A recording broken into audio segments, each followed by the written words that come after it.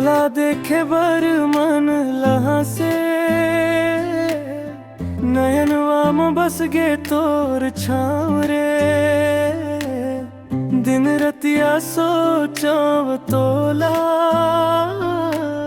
माया के भरे हव रे। कोरस माया के सुरता मोला सतावे, तोरे बिना अब मन न भावे।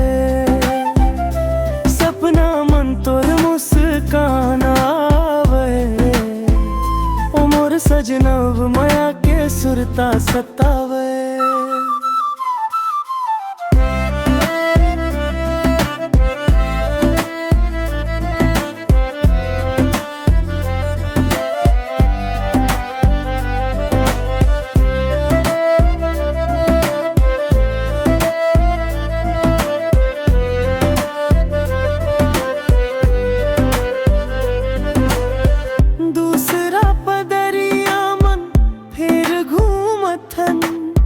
जहाँ तोर पाँव छुए रहीस, ओठ मन नाम तोर लेथ में।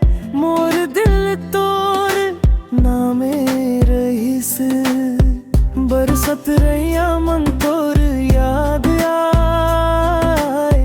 भीजत भीजत मन गुनगुनाया, माया के सुरता गावत रहब। तोर मोह मन जुबे, माया के सुरता मोला सतावे।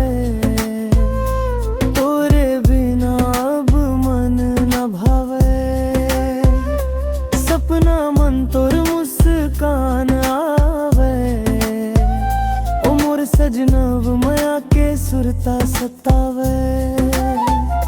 सुख दुख मन संग रहिबेगा, माया के बंधन मन जुड़ जावेगा।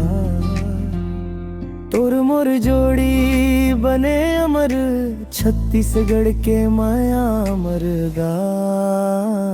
कोरस माया के सुरता मोला सतावे,